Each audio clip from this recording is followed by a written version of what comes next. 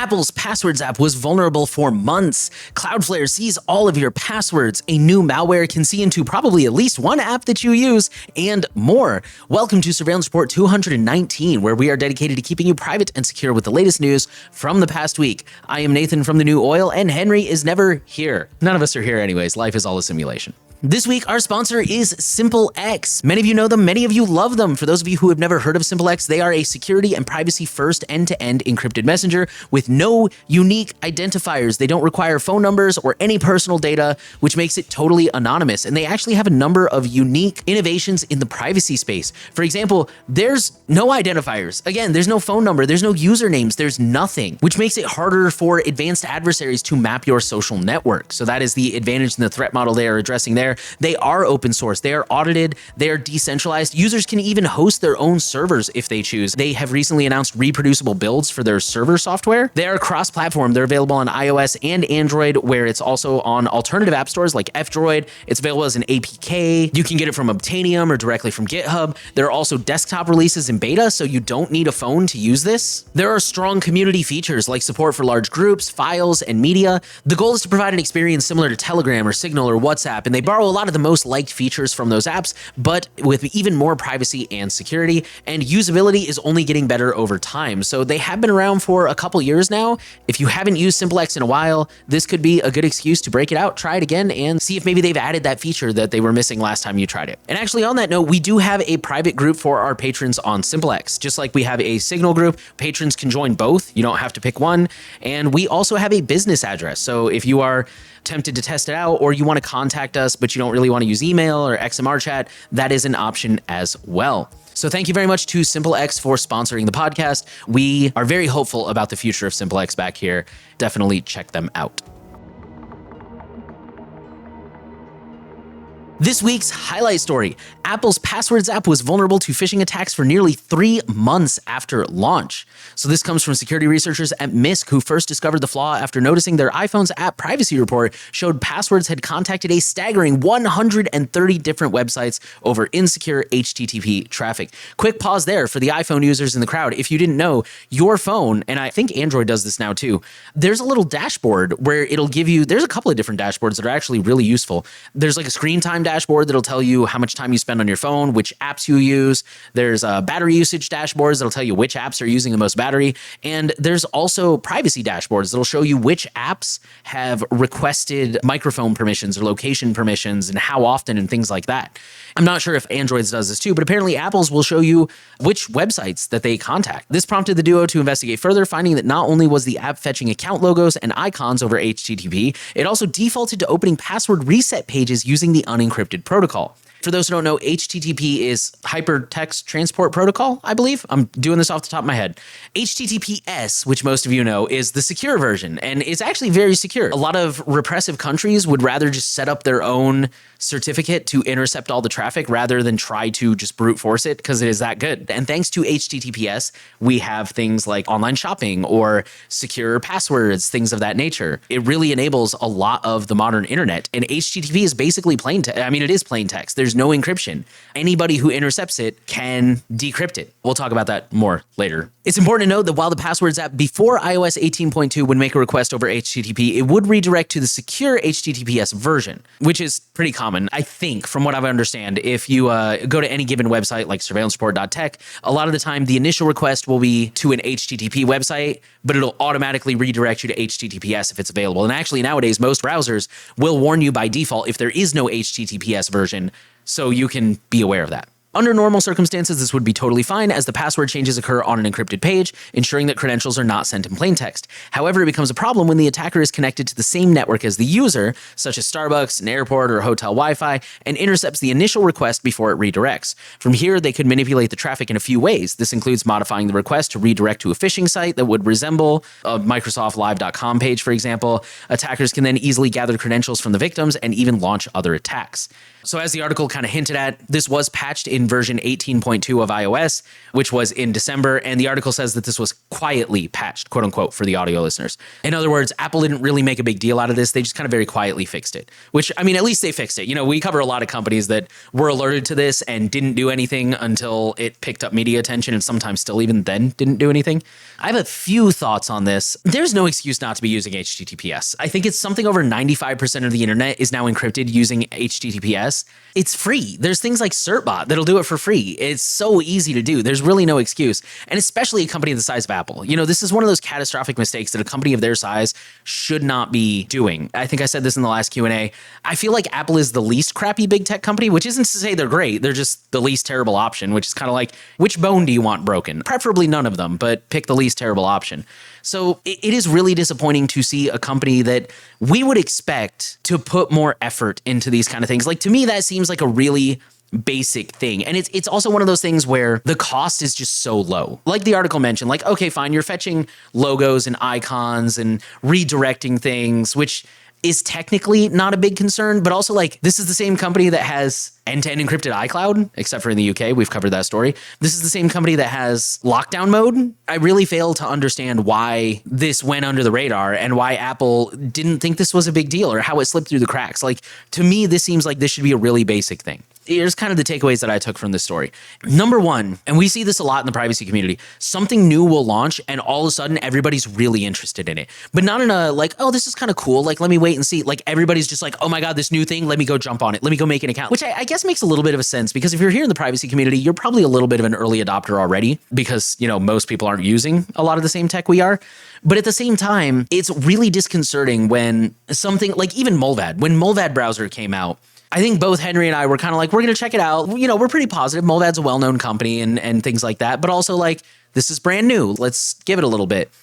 And it seems like so many people are just so eager to jump in head first and go all in on something without waiting to see how it plays out. And this is not just a privacy thing. I see it most in the privacy community because people are always asking about these weird off-the-wall tools that just came out last week. And they're like, hey, what do you think about this? And it's like, well, I think I'd like it to age longer than my coffee before we decide whether or not to trust it with our sensitive data. But again, whether it's privacy tech, whether it's regular tech, I get it if you want to be an early adopter, you want to play around with something. If you wanted to use Apple's passwords and maybe throw in like your Netflix account, like a few small things just to kind of test it out and see how it goes, that makes sense to me.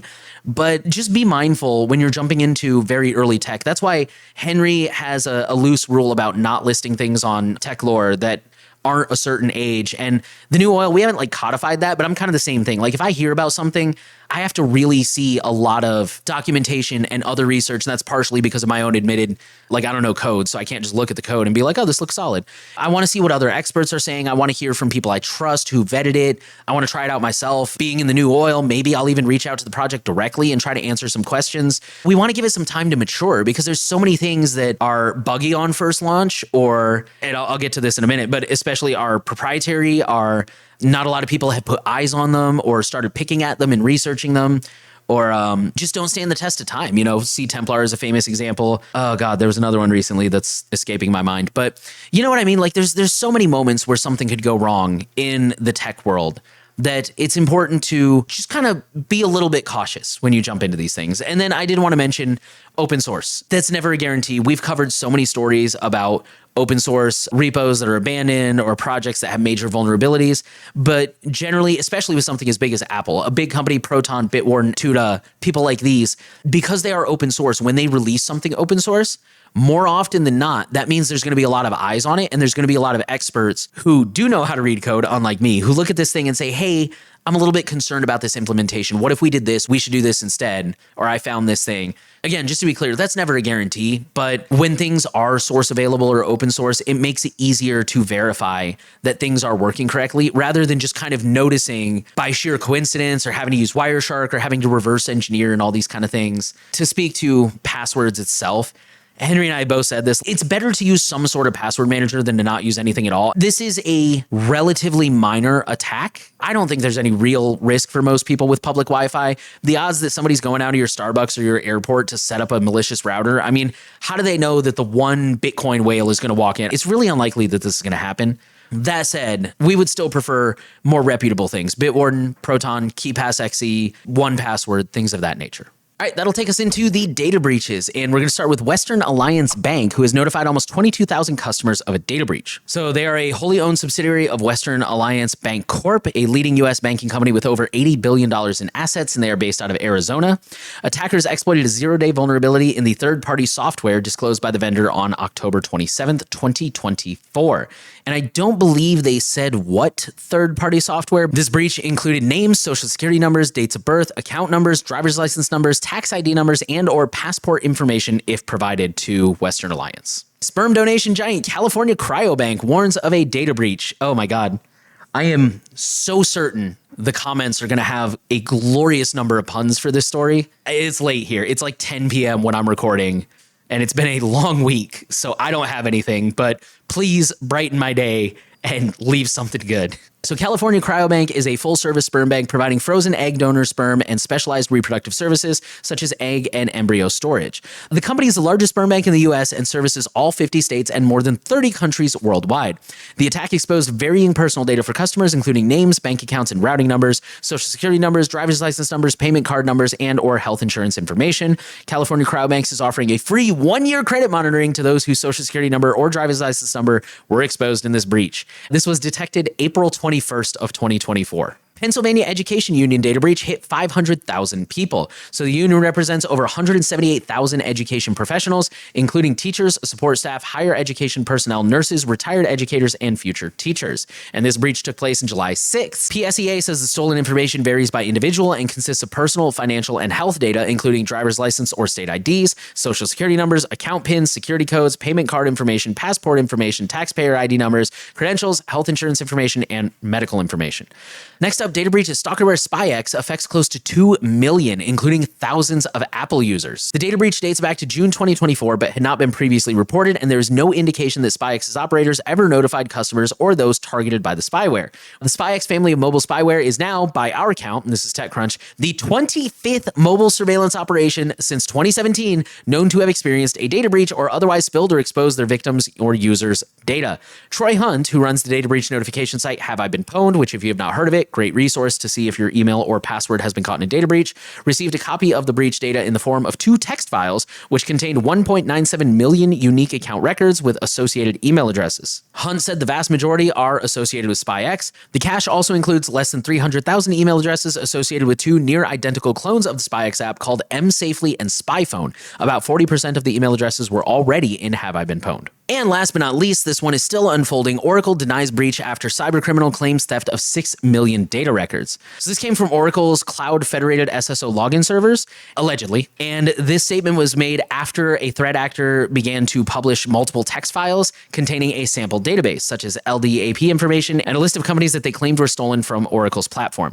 The attacker says the data, which includes encrypted SSO passwords, Java keystone files, key files, and Enterprise Manager JPS keys, was stolen after hacking into login.regionname.oraclecloud.com servers. Oracle is, of course, disputing these claims. If we hear any confirmation, or definitely if we hear any nope, definitely not true, we'll keep you updated. That'll take us into the company section, and Cloudflare is being accused of blocking niche browsers. This is a summary of several things that comes from Slashdot.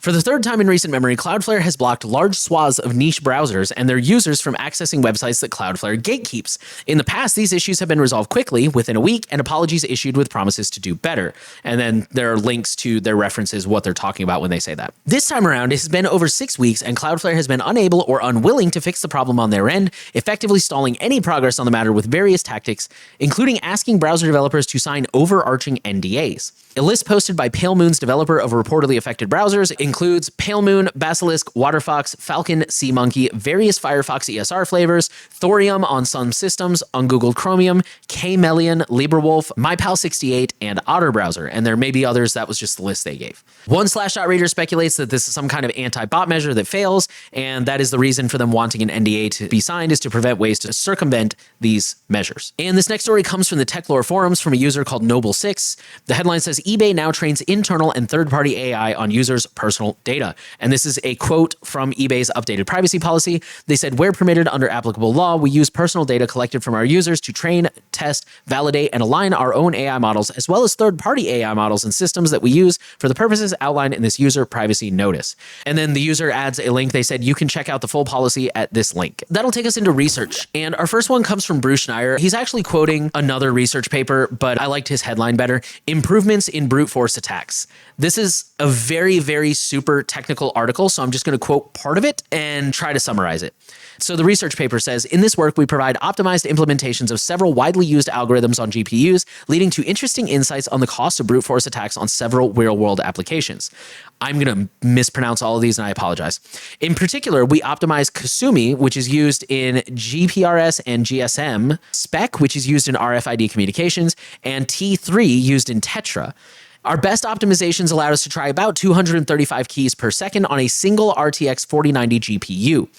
Those results improve upon previous results significantly. For example, our Kasumi implementation is more than 15 times faster than the optimizations given in the Crypto24 paper, improving the main results of the paper by the same factor. For the record, I think they're talking about the Crypto24 paper when they say the sentence, with these optimizations, in order to break GSM, RFID, and Tetra communications in a year, one needs around 11.22 billion and 1.36 million RTX GPUs, respectively.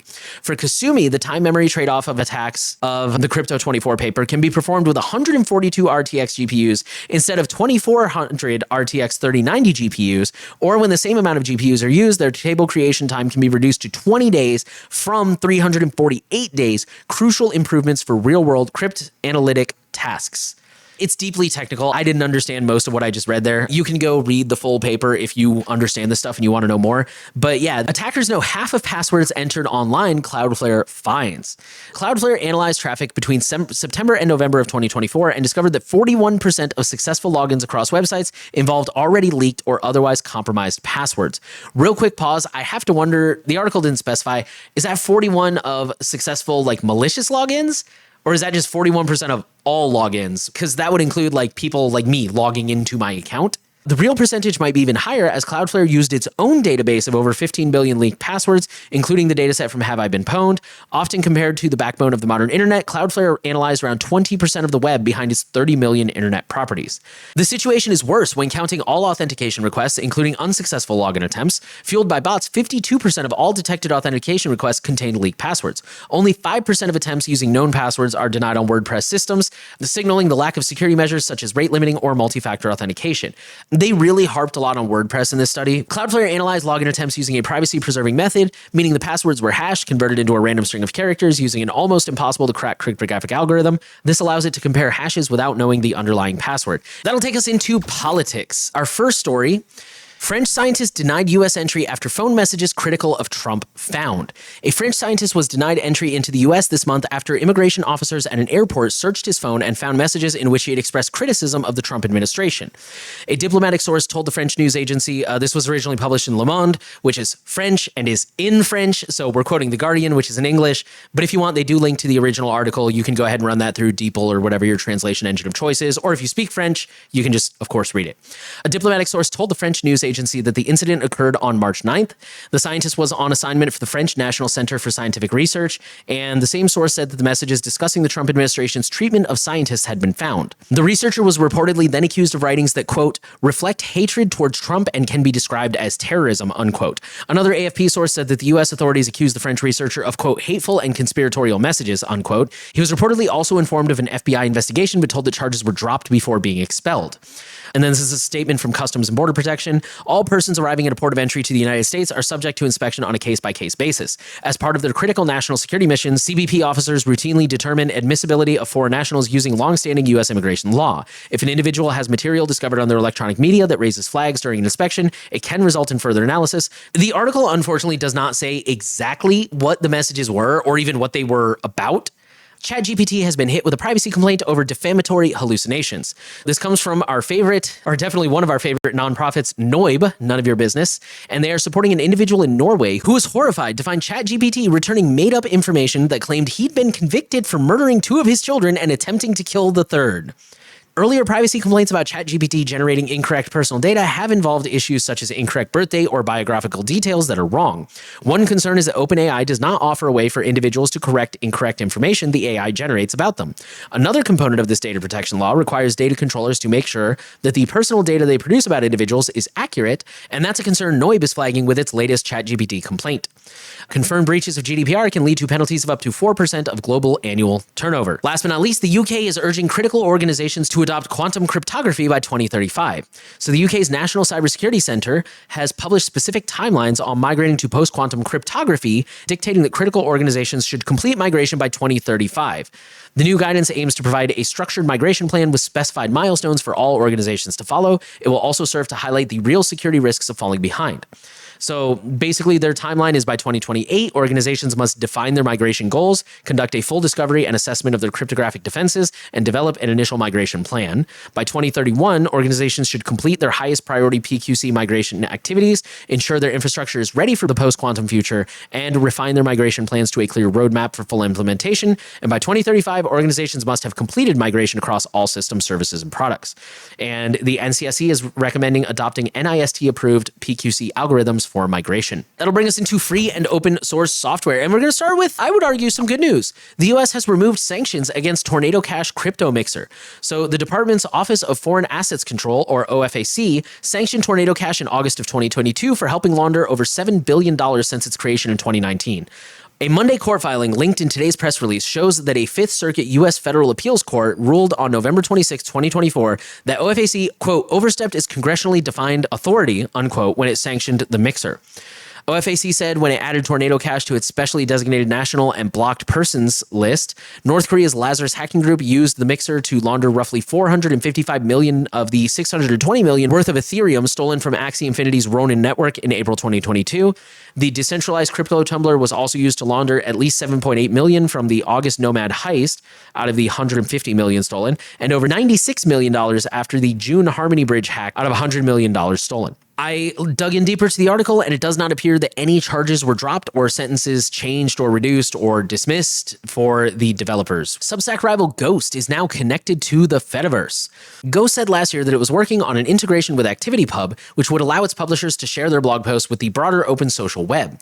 The company expected the integrations to go live last year. However, Ghost this week announced the launch of its social web beta, which now allows any site running on its Ghost Pro subscription to try out the new ActivityPub integration. The beta feature is still in active development, the company notes in the documentation, but is expected to ship in a more finalized state in the Ghost 6.0 release. The article has a lot of information about how to enable it and the pros and cons and how it works, but a few things I thought were interesting. It says to help Ghost publishers participate in the Fediverse and build their readership, Ghost also launched a social web reader. Here, users can browse a feed of short-form content across the Fediverse, including posts from services like Mastodon and Threads. In a separate area called the Inbox, Ghost users can keep up with long-form content like articles published on Ghost or WordPress. Later, the company hopes to deeply integrate users' social web profiles with Ghost memberships, but for now, they operate independently from one another. Other coming features include tools to block, report, and mute people or add images or media to notes and replies. There are also some compatibility issues with the Ghost Reader as well, most notably with Threads. The company says that Ghost users can search for and find Threads users' profiles, but no interactions work because Threads blocks them.